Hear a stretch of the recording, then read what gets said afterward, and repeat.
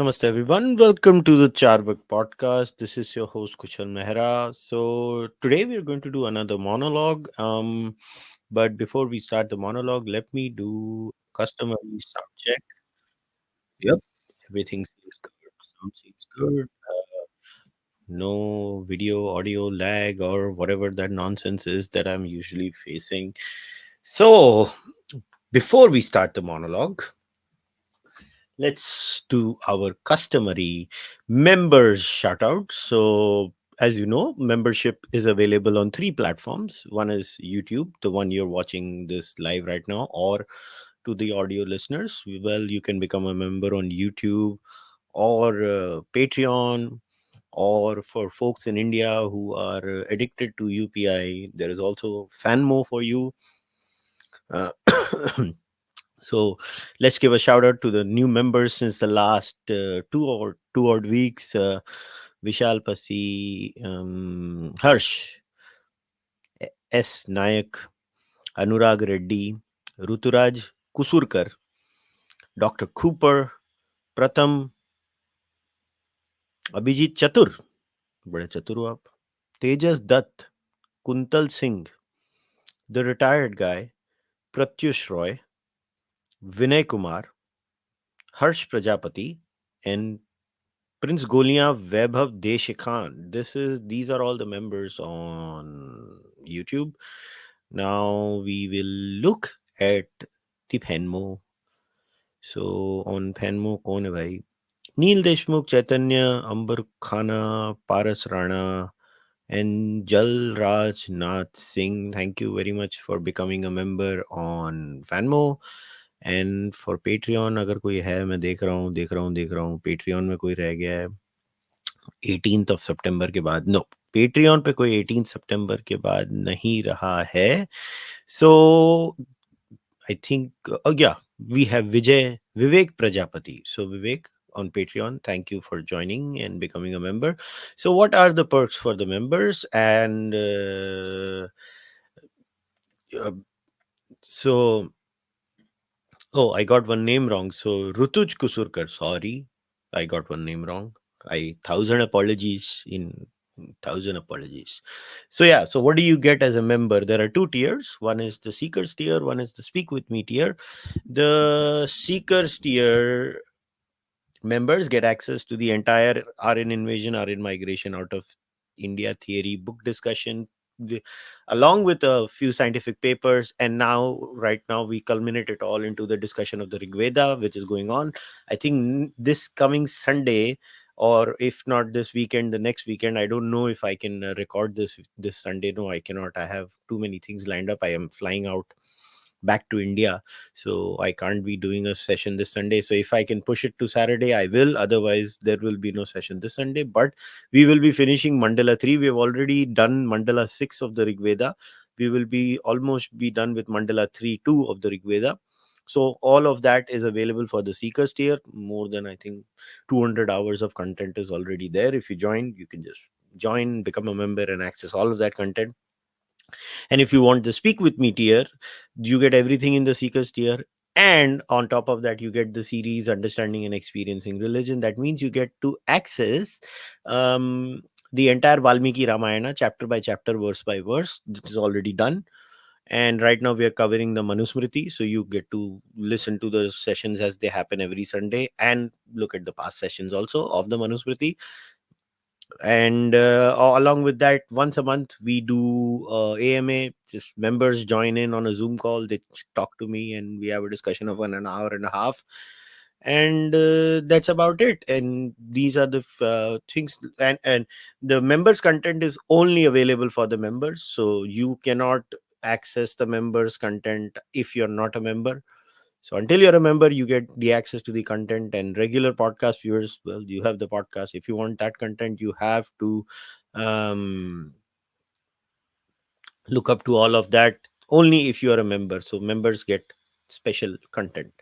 I create special content for members only. That's what I'm trying to say. Now, as far as today's monologue is concerned, I'll keep it very short, just 20-25 minutes. If you have any questions, you can use the super chat option and the Fanmo option. Both are available. Fanmo, you just have to go on the tips section and pay and ask your question below, and I can read the question and answer it. Otherwise, the super chat option is always there. You can ask the super chat. Now, what made me do this monologue? So, as you know, I think it was on the 18th of September. I don't remember the exact date when I started, and I did my first monologue when Trudeau accused India.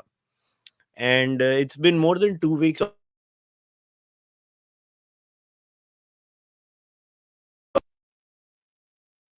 monologue. For a country that is known to be boring, i.e., Canada, this has been the longest time uh, Canada has been in the news for the longest time. And I don't remember the last time Canada was in the news for so long. And that I never thought in my entire life that I would have to cover Canada of all the countries for such a long time. I seriously did not think that would be issue. So what is happening right now? We are almost into the third week of the entire issue, and it seems a lot of things are yet to be resolved as far as India and Canada are concerned, and it's very interesting to say the least. And um, I was thinking about it. So what triggered this particular monologue was this. There is this particular article that had come on the Washington Post, which was titled Indian Prime Minister Narendra Modi's BJP party and its Hindu nationalist allies have perfected using social media to spread inflammatory, often false and bigoted material on an industrial scale, earning both envy and condemnation beyond India's borders. In rare and extensive interviews, BJP staffers said that the party quietly collaborates with content creators who run third party or troll pages that create incendiary posts designed to go viral on WhatsApp and fire up the party's base. India, a country whose population is 80% Hindu and 14% Muslim, has long wrestled with religious strife. The BJP has been accused of abetting violence against Muslims to stoke support, but Facebook has fallen short of its professed ideals. Hindu vigilantism has also been championed by fans of the self styled Cow Protection Squad that has live streamed its missions to stop the cow trade, a job often done by Muslims. One such influencer was rewarded by YouTube. Now, this is a very interesting, whiny little rant by the Washington Post. First of all, I have to admit I was really fascinated by the Washington Post and its Rona Dhona. So I was just thinking, why does this kind of commentary keep coming again and again when it comes to India and Indian political uh, events? If I was to say, like, whenever there is something happening in India, you have these absurd little commentaries that coming to India. By the way, just want to remind everyone, Shiv Arur did a great reminder to all of us when it came to this particular story. How many of you remember this is the Washington Post when it came to India the last time? So Shiv actually had done this tweet that this is the same Washington Post India bureau that described the online fracas over the wire's hilarious fake story last year on Instagram as tensions in India rise. This is Washington Post. This is the same journalist, by the way. A series of stories from the Post examining how India's ruling party and its affiliated groups wield social media and technology to cement its power, sow division, and drown dissent. By the way, this is the Wire story, the Instagram story, if you guys remember. By the way, the Washington Post was forced to change this headline after many here pointed out that they couldn't have chosen a more viciously irresponsible, dim-witted headline. Um,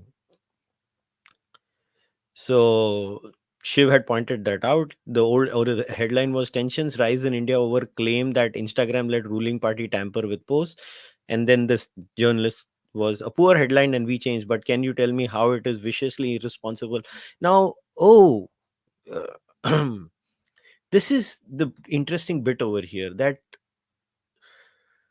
how is this viciously irresponsible has to be explained to the person over here, that they don't even understand or they can't even figure out. By the way, this person is still on Twitter. Apparently this person follows me. uh, Jerry or Gary. I don't want to pronounce his second name because I'm not good with American names or whatever his ethnicity is, and I don't want to mess his name. It's at GERRYSHIH. Now, it's a very interesting mindset that our dear friend Jerry has here, or Gary, whatever. भाई माफ कर देना भाई, तेरी नाम अगर मैंने पूरी डिंग डोंग कर दी, मगर मुझे पक्का है कि तू मेरे नाम की भी डिंग डोंग करने वाला है, तो we are all in the same boat sir. तो ਅਸੀਂ ਤੁਹਾਡੀ ਨਾਂ ਦੀ ਡਿੰਗ ਡੋਂਗ ਕੀਤੀ, ਤੁਸੀਂ ਸਾਡੇ ਨਾਂ ਦੀ ਡਿੰਗ ਡੋਂਗ ਕੀਤੀ, ਤੇ ਸਾਰੇ ਹੀ ਡਿੰਗ ਡੋਂਗ ਕਰੀ ਜਾਂਦੇ ਆ. Then, as if this was not enough, there was another very interesting op-ed on the Globe and Mail. I'm sharing all these things so that you guys know कि ये लोग करते क्या हैं. So this was another. No, India killing a Canadian is not just like American killing Bin Laden. We should have added like Ekta Kapoor sound effects on the background. Ta-dang, ta-dang, ta-dang. Something of that sort should have been done, but obviously can't be done. So the interesting bit in this article was that the assumption is they already know India has killed them. They have the evidence apparently. What is that evidence? Nobody knows, by the way. Nobody knows the evidence, and the Canadian commentary on this has been the best. If you look at Canada's commentary, again, Shiv Arur has been kind of on fire, since the last 3 weeks, since the story has kind of broken. And this is the Canadian, this is the man on whose basis Globe and Mail actually wrote that entire piece. So listen to the Canadian Prime Minister. Yeah. So this is your Canadian Prime Minister from September 19th to September 29th. Credible allegations of a potential link between agents of the government of India and the killing of a Canadian citizen, Hardeep Singh Nijjar. There are credible reasons to believe that agents of the government of India were involved in the killing of a Canadian on Canadian soil. We are there to work constructively with India, and we hope that they engage with us so that we can get to the bottom of this very serious matter. India is a growing economic power, an important geopolitical player. And as we presented with our Indo-Pacific strategy just last year, we're very serious about building closer ties with India. So this is the Prime Minister of Canada. Now, it's not ended there. The commentary from Canada has been fascinating, to say the least. And like I said, kudos to Shiv Arur. He's done such a great job. Now, that video only talked about Trudeau till 29th. Now look at this image again by Shiv Arur. Shiv Arur ki jai, Shiv Arur ki jai. Thank you, Shiv. तूने मेरा काम आसान कर दिया. So on October 1st, there was a report by the Indian side that in the press that India has ordered 41 Canadian diplomats out of Canada in this parity issue, that we don't want any mismatch between the number of Indian diplomats and the number of Canadian diplomats. So by 41 Canadian diplomats have to go by October 10th. And October 3rd, the Canadians say, quote, private discussion sought by Trudeau with India to resolve diplomatic crisis. So, how it started and how it's ending, if there ever was a version, this has to be quite an interesting version of that. And it's very, very, very, very, very interesting how and continuing in the series of Canadian gibberish. I mean, I don't know, did you guys hear the Canadian foreign minister Okina, Melanie? Did you even understand what she said? I want to play what she said, and I sincerely, I'm requesting everyone, the person who decodes this for me has my respect, because I don't understand what the hell the Canadian foreign minister is actually talking about. I really don't know what she's talking about. I could not decode this. I mean, I consider myself to be a reasonably smart person, but यार ये बहन क्या बोली मुझे कुछ समझ में नहीं आ रहा था. So let's listen to the Canadian Foreign Minister now, and somebody tell me what the hell is the Canadian Foreign Minister saying right now. In moments of tensions, because indeed there are tensions between both our government, more than ever, it's important that diplomats be on the ground. And that's why we believe in the importance of having a strong diplomatic footprint in India. That being said, we are in ongoing conversations with the Indian government, and we will continue to protect them. So, in moments of Listen to it again. because indeed there are tensions between both our government, more than ever, it's important that diplomats be on the ground. And that's why we believe in the importance of having a strong diplomatic footprint in India. Just wait a minute. Who started this? I will expel diplomats. If we remember the timeline, it was the Canadians who said, we will expel Indian diplomats. Everything was started by the Canadians. It was their prime minister who accused India on the floor of the House of Commons. It was the foreign minister of Canada that said, we are expelling an Indian diplomat as a matter of fact statement. We are letting it clear that we will not tolerate such things in our land.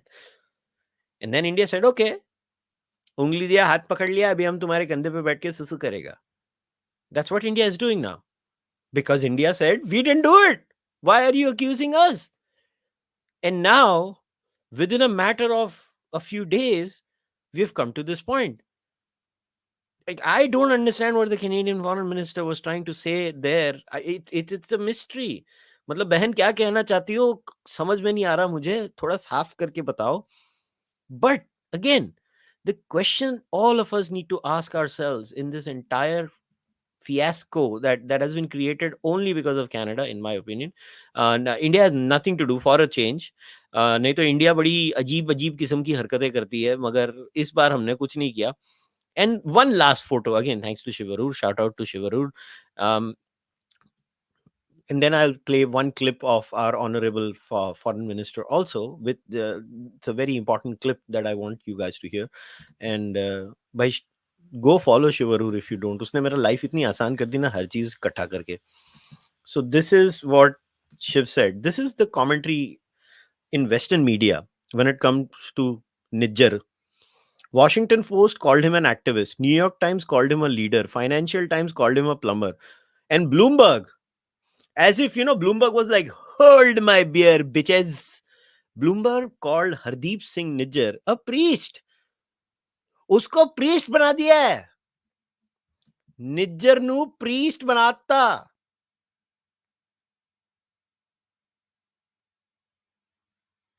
Nijjar is a priest, as per these idiots.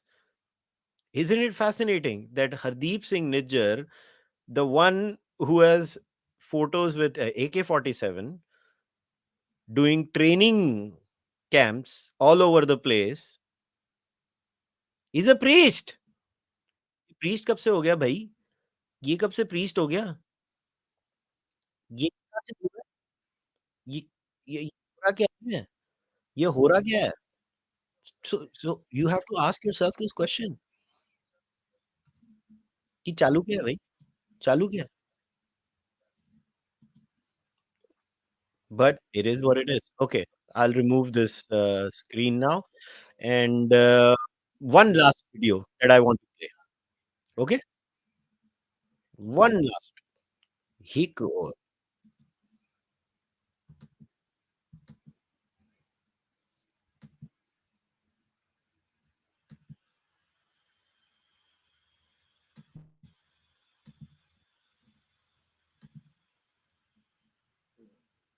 So this is the video of our foreign minister.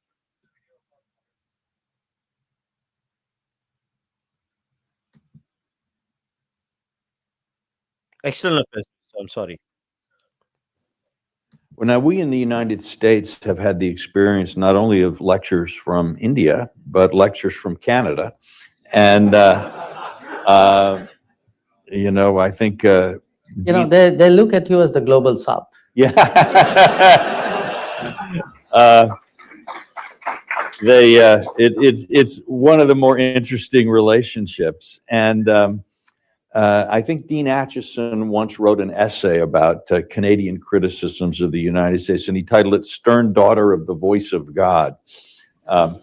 But certainly the Canadian Prime Minister has made some serious charges recently. But I also see that from press reports that you have met while you're in Washington with National Security Advisor Sullivan, with our Secretary of State, Blinken, and that this subject has come up. Can you give us any information about how this is or isn't affecting U.S.-India relations, where this whole matter stands now from your perspective? Okay. So let me start with Canada. Yes, the Canadian Prime Minister made some allegations, initially privately and then publicly.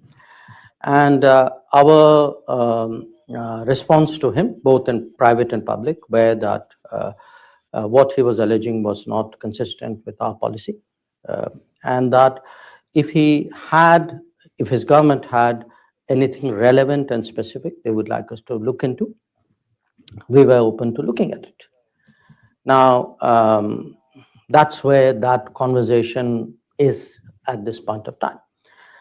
But to understand that conversation, you have to also appreciate that this has been an issue of great friction for many years with Canada. In fact, going back to the 1980s. Then it became dormant. But in the last few years, it has come back very much into play because of what we consider to be a very permissive Canadian attitude towards terrorists, extremists, people who openly advocate violence. And they have been given operating space in Canada because of the compulsions of Canadian politics. I don't think most Americans, for Americans, perhaps Canada looks very different. But it sort of, it depends, from where the interest, where the shoe pinches. For us, it has certainly been a country where organized crime from India mixed with trafficking in people, mixed with secessionism, violence, terrorism. It's a very toxic combination of issues and people who have found operating space there. So a lot of our tensions with Canada, which well preceded what Mr. Trudeau said, actually come out of that. And today I'm actually in a situation where my diplomats are unsafe going to the embassy or to the consulates. In Canada? In Canada. They are publicly intimidated. And that has actually compelled me to temporarily suspend even visa operations in Canada. So as I said, often countries look very different depending on how you see them and what your interests are. But I have this problem in Canada. And so your question, did I speak about it with Jake Sullivan and Tony Blinken? Yes, I did. And? So it was very important for me to play the response of the Indian External Affairs Minister over here. And there was another bit in this that the External Affairs Minister said. He was saying that the world as we live in today is largely a Western construct. I'm reading the direct quote. Now, if you look at the world architecture, there's been obviously enormous change in the last 8 years. Now, for India, when we confront a largely Western created architecture, obviously we would like to encourage and facilitate and induce and pressurize changes which are badly needed.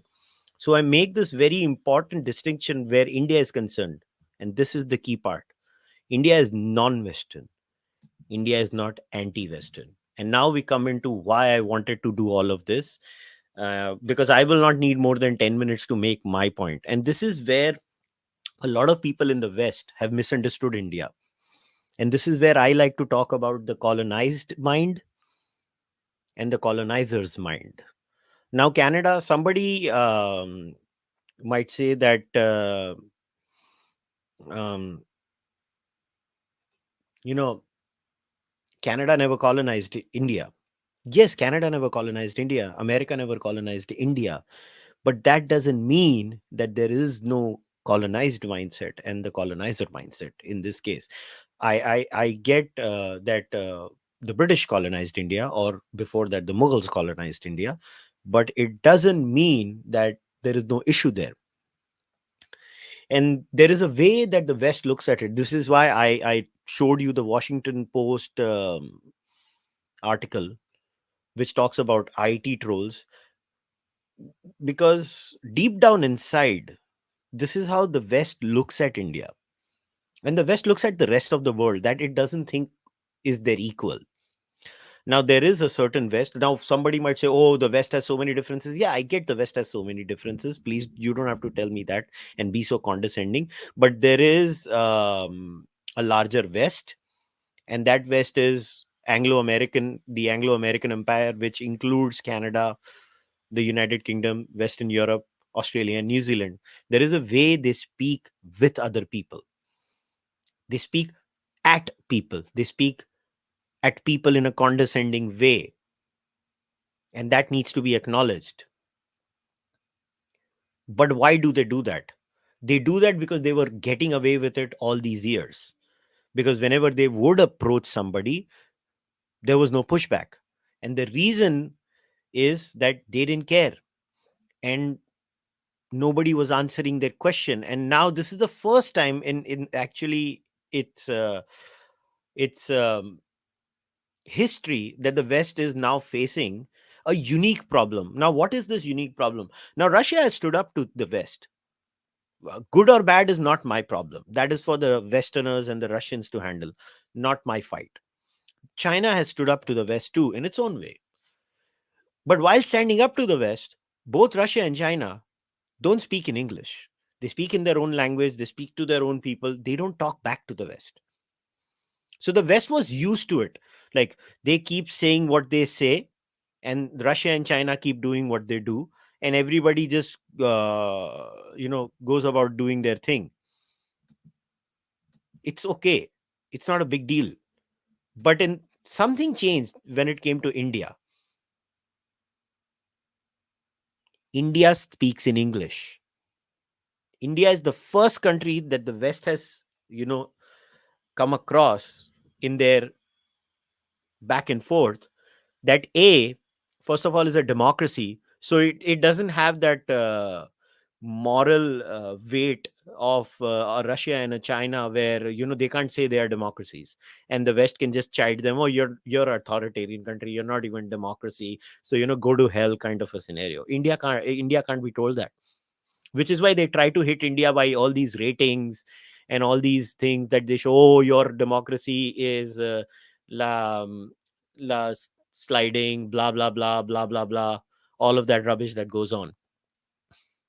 They have to chide India in a different way, because they can't say India is not a democracy. So they will say India is a sliding democracy, etc., etc. That is point number one. Secondly, this was the first time the India-Canada tension is the first time where the West saw a nation where, cutting across political lines, whether it was the opposition or the ruling government, everybody came together and they started speaking in the same language right at them. And they were speaking in very good English. And the West is used to creating fissures in society on issues, and telling people that, oh, the opposition will side with us. What really rattled the West this time was that even the opposition was with the government on this issue. And this is where the colonizer mind and the colonized mind comes into picture. The West was used to some people who look brown like me, who live in India or in America or in England or in Canada or multiple parts of the world, who would speak in a certain manner. And they thought they are representatives of India. I'm talking about the Arundhati Roys of the world. I am talking about many of these quote unquote experts, brown experts who live in the West or who live in India. And they would always do this commentary on India, where basically they would say things that the white man wanted to hear. And the white man was like, ha, bada acha laga sun ke, bada acha laga sun ke. And now, when they actually heard what the real Indian thinks, it's disturbed them. And this is what has driven them crazy, which is why Washington Post is coming up with absurd articles like, oh, the BJP IT cell is going around telling people what to say, giving them money. Listen, do political parties, including the Congress, have an IT cell? Yes, the BJP has an IT cell, Congress has an IT cell, Aam Aadmi Party has an IT cell, the Democrats also have an IT cell, the Republicans also have an IT cell, the Liberal Party of Canada has an IT cell, everybody has an IT cell. But because you're so used to being pricks when it comes to engaging with countries whom you don't think are your equals, when they stand up to you and when they troll you back, or when they speak nicely in good English and they fact check you and they correct you, you're not used to it. It's more about you, the colonizer, than us, the colonized. We're no longer colonized. We're free. We will speak back. We will give as good as we get. This is the difference. They are rattled. They don't know what to do. They've never seen a country that talks back so much. And that too with Bollywood gifts, trolling the shit out of them. So they think all these people like me, people like Abhijit Iyer Mitra, all of us on social media, we are in some grand strategy and we are paid by the IT cell. No, we're not. Am I in touch with the BJP IT cell? Yes, I am. I mean, they send me material. I look at it. But go and ask Amit Malviya how many times has he sent me things and how many times have I spoken? And the answer is a big zero, a big anda. I don't. I say what I want to say. Indians say what they want to say. India has a very robust public discourse. Indian politicians को रोज आके Twitter पे आम जनता पेल के चले जाती है. मोदी को लोग मौलाना बोलते हैं ट्विटर पे. राहुल गांधी को तो क्या क्या नहीं बोलते, छोड़ दो. Secondly, they thought the Indian media would be pliant. They thought Indian media आएगी, वो बोलेगी गोरे बाबे ने बोला है, we will just bow down to the white man. White man says do this and we will do it. No, the Indian media started sharing old videos. The Indian media started taking old clips out and stating, oh, you did this, you're wrong here, you're wrong here. So even the Indian media is not pliant or compliant. ये तो हर जगह से हम पेले जा रहे हैं. Then the Indian media calls you on their channels and वहां पे भी सुनाते हैं भिगो भिगो के. So they're not used to this. So you remember that famous Anil Kapoor, वो क्या बोलते हैं उसको, अनिल कपूर की वो गिफ है ना, याद है तुमको? ये वाली. How many of you remember this? This one. I'm talking about this particular gif of Anil Kapoor. I think this sums up the state of affairs of the West right now. ये बोलने दो उसको, तकलीफ हुआ है बेचारे को, बोलने दो उसको. This is literally what I feel the West is going through right now. They are so rattled because they are so entitled. They feel that, we said, I mean, if the Canadian and Western foreign policy is trust me, bro, that if how dare India ask for evidence from these Westerners? No, seriously, what happened to rule of law, bro? What happened to due process, bro? Oh, we're just supposed to go with what you say? Show the evidence. Your own prime minister and your own government of Canada is now seeking private talks. Why? Why can't it be done openly? Why? Should it be done privately or openly? And वैसे by the way, shut down your Chandigarh consulate. It's too problematic. और तुम्हारे लिए बहुत फायदे वाला है, इसके लिए हमको बंद करना चाहिए. Chandigarh consulate को बंद करो. These are serious issues that nobody wants to address, nobody wants to talk about, and then obviously the condescending way in which Hardeep Singh Nijjar has been presented as if he is some great priest ही बना दिया साले को. So at the core of it is the colonized mind, which now no longer wants to take shit from anyone. The colonized mind, the one who was colonized, thinks nothing is more important to me than the territorial sovereignty of my country. So even the Congress party on this, even Omar Abdullah was like, chup kar be, baith ja udhar tu kone mein. So to every person who lives in the West and is not Indian and is not used to live, and who only reads Arundhati Roy as their source of understanding India, Indians are not like that. There are certain non-negotiables for every Indian. And the top of that list is the territorial sovereignty of India. So if you do anything that damages the territorial sovereignty of India, this is a nation that has suffered colonialism. This is a nation that is very sensitive after 1947. 1947, a part of our land was taken away. We are very sensitive about these things. If you try to touch us there, we will all become one and we will really troll the living daylights out of you for free. We are not paid. And we will do it again and again and again. And you and your colonizer's mind, I'm sorry, it is a colonizer's mind, you feel so entitled that you think the world revolves around you. You think the world owes you everything. No, it doesn't.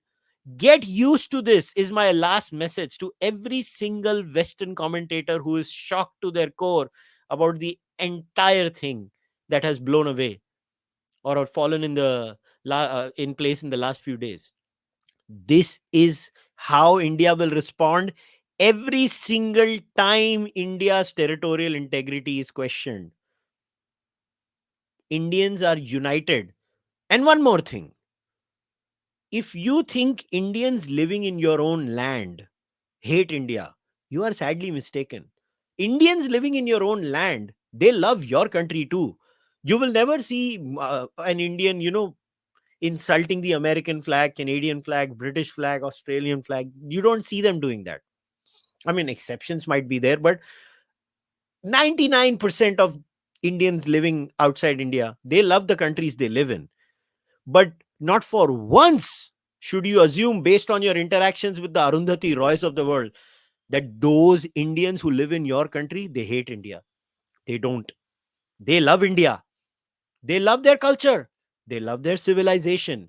They moved out of their country because of economic issues. They're economic migrants.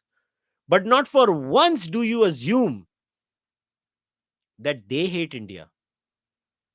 So get used to it. Get used to the idea of even them correcting you, living in your own country, holding your own passports. They will also correct you, because if there is one issue that unites Indians like nothing, it is the territorial integrity of India, the sovereignty of India. They will not tolerate balkanization. And you know who you were supporting? Before I start taking other questions, I want to leave you guys with an old sting operation that was done by the Republic. Remember, in one of my videos, I shared a photo of Jagmeet Singh with Shamsher Singh in one of my old videos. This is who Shamsher Singh is. I'll leave you guys with this, and once this video is done, I will start taking super chats, answer your questions, and we will wrap it up after that. But I want this video to be played. You guys are shocked that why is India responding the way it is. This man is someone who says what he's going to be saying. I'm going to share the audio. And your leader, Jagmeet Singh, Canada, was seen partying with this guy or sharing a podium with this guy. This is Shamsher Singh. Listen, this is the person Canada's Jagmeet Singh was sharing a platform with, a podium with this person. And if you don't believe me, I will share the photo of that too. Because आजकल है ना लोगों को बड़ी मिर्चें लगती हैं कि अगर सच बता दिया तो I had shared this I will show it again this is Jagmeet Singh with the same Shamsher Singh this is Shamsher Singh this is Jagmeet Singh I had played the video in an old podcast too and now I'm going to take questions.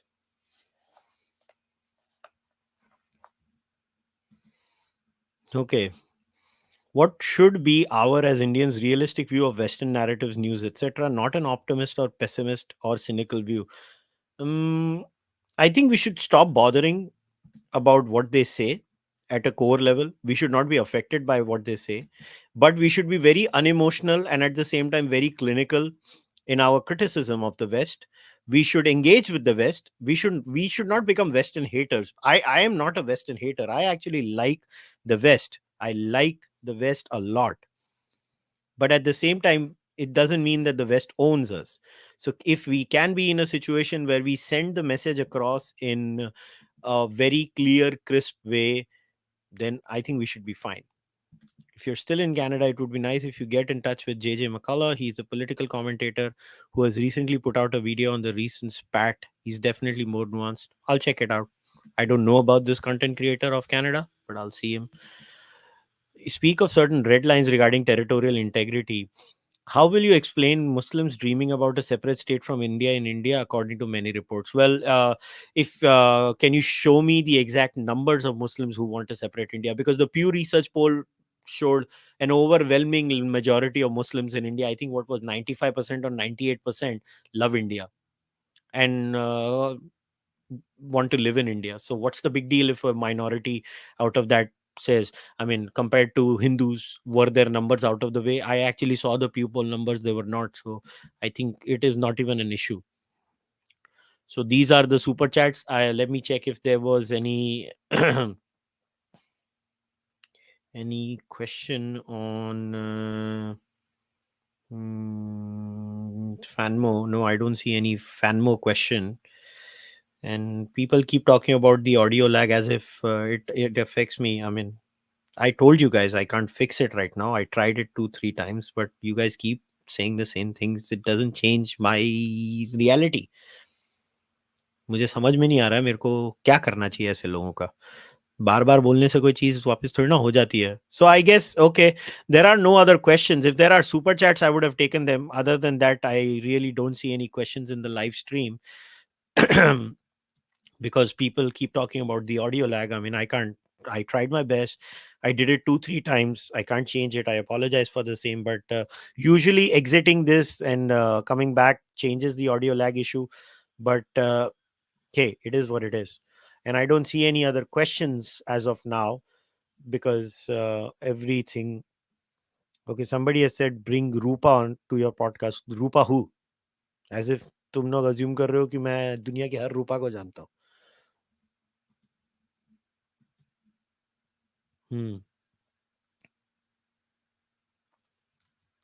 Will I be coming to Texas anytime soon? No, sir. Not anytime soon. In fact, I'm leaving North America now. I'm going back to India.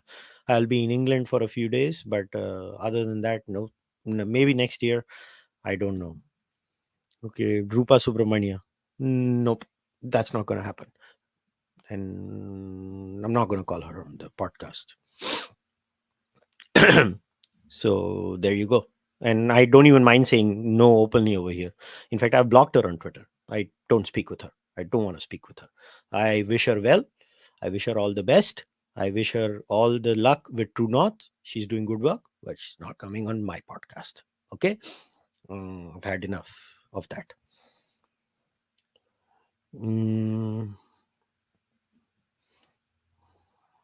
So, any other question left? Nope. No other question left. I don't see any question left.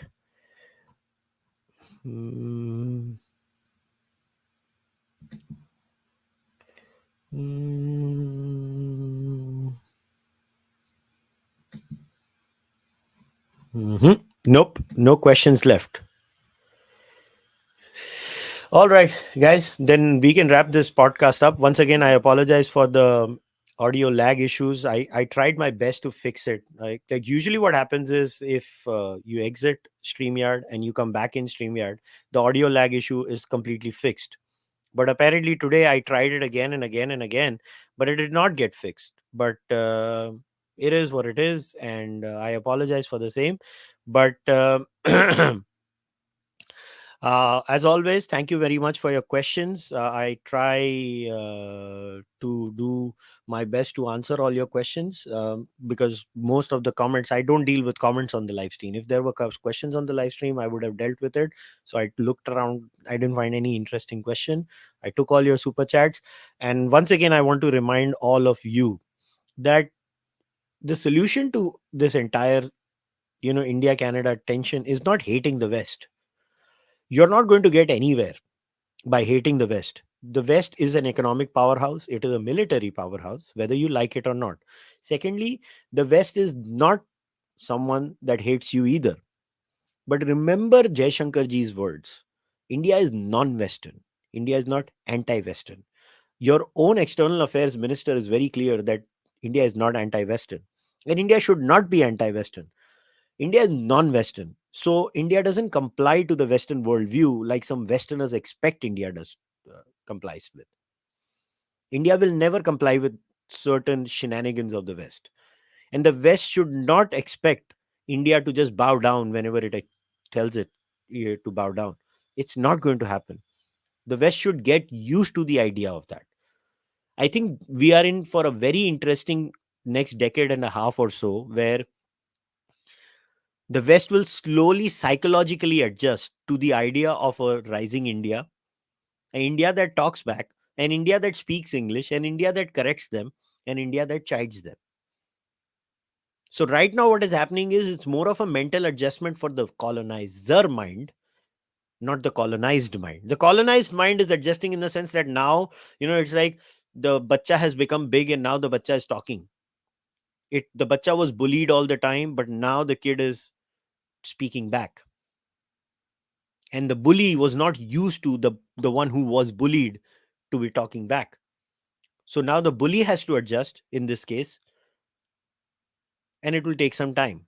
So we're going to have a few rough moments over the years with the West, and we should be used to it. But it doesn't mean we hate the West. It doesn't mean we hate Canada. It doesn't mean we hate America. These are good countries with good people. They are our allies. But sometimes, as it happens, we fight. Allies argue. We bicker. And it's okay. We need to live with the reality that it's fine to have these arguments. But at the end of the day, India is a democracy. The Western nations are democracies. Every democracy has its flaws. India is not a perfect democracy either. But the West will get used to this reality eventually. I think in another decade and a half, the West will be absolutely in sync that India doesn't listen to us in all issues. And they will be fine with it. The questions for the Canadian Prime Minister are for the Canadians to answer or the Canadian Prime Minister to answer, not for India to answer. The Canadian Prime Minister chose the worst route possible to deal in this matter. And now he's paying the political price for it. But we should not become Western haters. The aim of this monologue is to not create haters of the West. So don't become one. I'll leave you guys at that. And thank you very much for your support. Once again, this podcast runs only and only on members. So if you can support this podcast, please join the membership program of the Cārvāka podcast. That's how this podcast sustains itself. This podcast sustains its heterodox nature through people who give me some small amount on a monthly basis. So if you can do that, please do. If you cannot, just subscribe on YouTube, like this video, leave your comment, or if you're an audio listener, keep supporting on the audio podcast too. I'll leave you guys at that. Take care. Bye.